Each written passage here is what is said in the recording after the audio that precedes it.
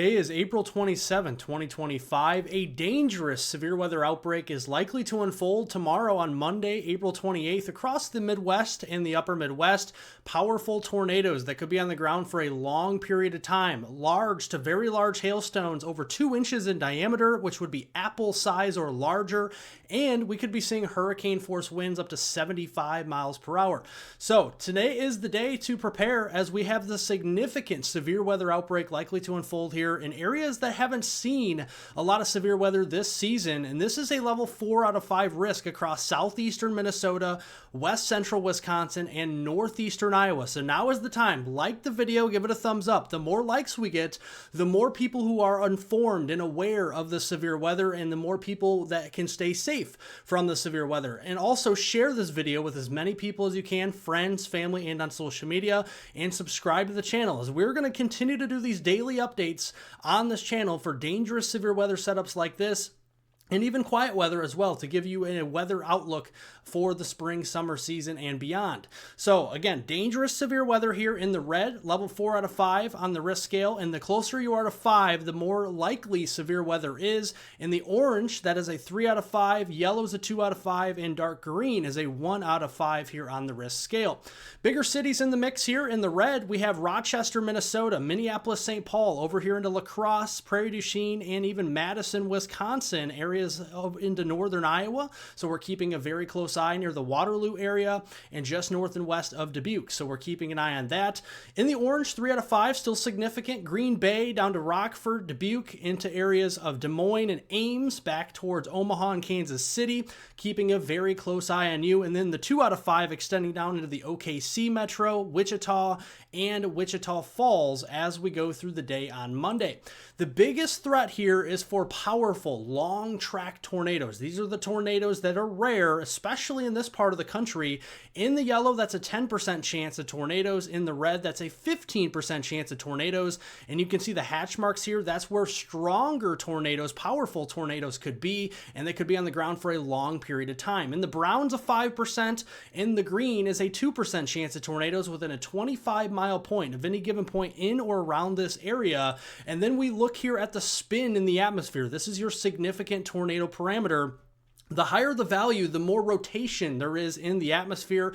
Already Monday morning, see that rotation moving into eastern Nebraska and western Iowa. As we go to the noon hour, that is going to be progressing through the Hawkeye State from western Iowa into central Iowa toward Des Moines and into southern portions of Minnesota. That's where we could have some rotating storms if they develop in this environment. Now, as we go into the afternoon, 3, 4 o'clock, notice you're going to start to see these pinks, purples, and whites pop up. These are values that are on the upper echelon of the chart. So a lot of rotation is expected in southeast Minnesota, north central Iowa, and west central Wisconsin in that enhanced and moderate risk area, that 3 out of 5 and that 4 out of 5 area we talked about. And notice the whites start to pop up here late afternoon after 4 o'clock, going through the 8, 9 o'clock time frame there in that moderate risk area. And that's a 21 out of 10. Lots and lots of rotation in this area. So any storms that pop up will be able to take advantage of that, and the rotation really doesn't dwindle until we get to daybreak on Tuesday. So let's look here at the hail risk. We also have a chance for some apple size hailstones, maybe even upwards to baseball size in portions of the upper Midwest in these hatched areas. That extends down into eastern Kansas, western Oklahoma, and northwest Texas.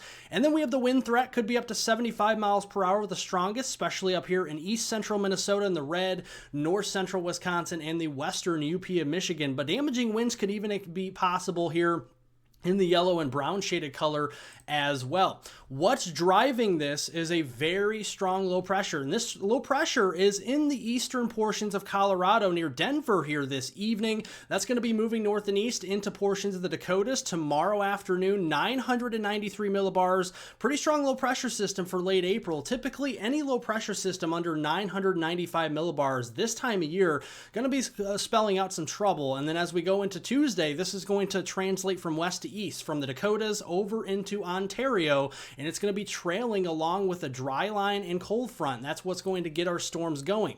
Now, we do have a very significant warm sector. This is from the Gulf all the way up here to almost the U.S.-Canadian border. Dew points, we're going to be into the 60s. In fact, close to 70-degree dew points here into central Iowa, almost what we call air you can wear, because it's just so muggy outside. You just sweat almost doing nothing outside, just walking outdoors. Look at all the storm energy we got tomorrow, and that is all that mugginess is going into our storm energy. 3,000, even close to 4,000 joules per kilogram. The higher the number, the higher the chance of thunderstorms and severe weather. And look at the flow out of the southwest. Very strong jet streak here on the eastern flanks of this system is going to cause a lot of wind shear. So we have the moisture, we have the storm energy, or what we call instability, and we have the wind shear to help those storms maintain their intensity. Now, there's three scenarios that could unfold here. Here's the HRRR model, and notice there's storm clusters up here in North Dakota, South Dakota, and northern Minnesota. While we're watching the open warm sector, the HRRR model at 1 o'clock still very, very capped with our atmosphere. We're dry at the surface, we're dry aloft, we don't have a lot of cloud cover developing, but as we go into the afternoon, we're watching some of these popcorn-type storms here. One maybe confluence band across portions of Wisconsin, eastern Iowa, northwest Illinois needs to be watched, and then near the dry line cold front back here as well. Right now, the HRRR model is not showing it, and this would be great news because we don't want any powerful tornadoes or anything like that. Now, in between, we have the WRF, the FV3 model, right? This is the second scenario that we could have happen. We could have bigger supercells developing after 4 o'clock, and notice how they just explode in Iowa, southern Minnesota, and Wisconsin, maybe clipping northwestern Illinois. These could produce powerful long-track tornadoes anytime after 4 o'clock tomorrow afternoon, going into the evening hours, and then that will transition more to a line of storms potentially for Wisconsin. It also has supercells breaking out into the southern plains, so we have to watch them down in Missouri, eastern Kansas, Oklahoma, and North Texas.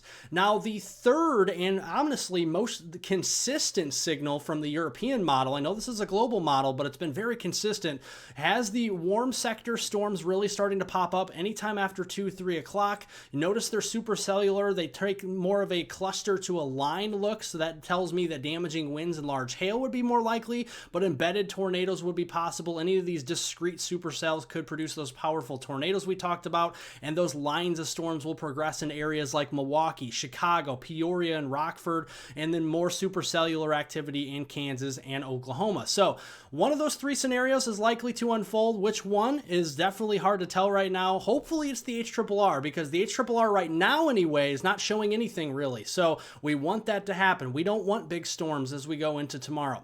Now today we have the chance for some big storms in the plains, as we have a 2 out of 5 in yellow. In the dark green, that is a 1 out of 5. And the risk still is for some apple size hail upwards to baseball size from Nebraska all the way down into western Kansas, the Oklahoma Panhandle, the Texas Panhandle, and West Texas in general. The tornado threat is still there. 5% chance of tornadoes in brown.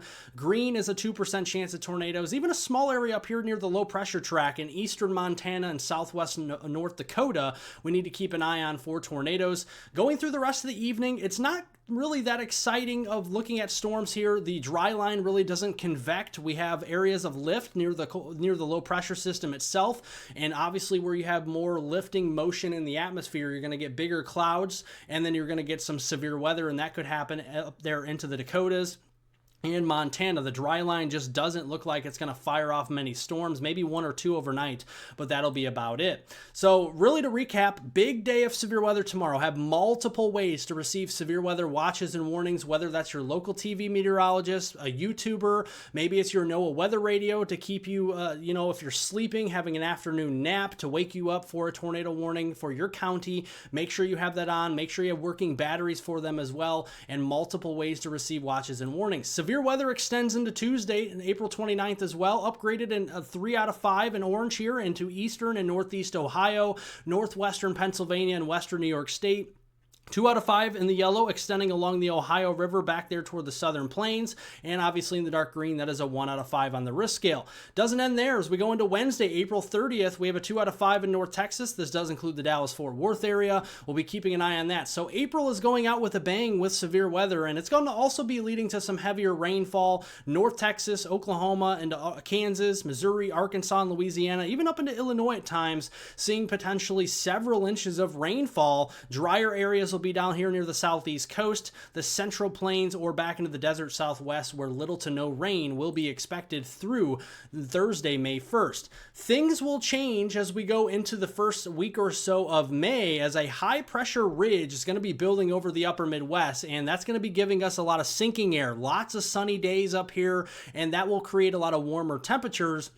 Underneath, we're going to have a cutoff low pressure system in the desert southwest translating into the southern plains into West Texas again. And then we have a low pressure down here towards the Bahamas, Cuba, and southern Florida. And that, my friends, is going to give us some moisture. Now, let's look at our temperature map here. This could be giving us some cooler weather across the west coast and our desert southwest. Warmer weather up here underneath the center of that ridge. So we're going to be drying out. A drought risk is definitely possible up here. And then cooler for the eastern seaboard. And looking at our precipitation, dry line severe weather setups will continue to be a factor in the central and southern plains going through the 8th or 9th of May, drying out in the east, but Florida is trending a little bit wetter here, so that is some great news for the drought down there as well. And the monsoon season will begin to get going as well a little bit early this year for the desert southwest. So lots of things we're keeping an eye on.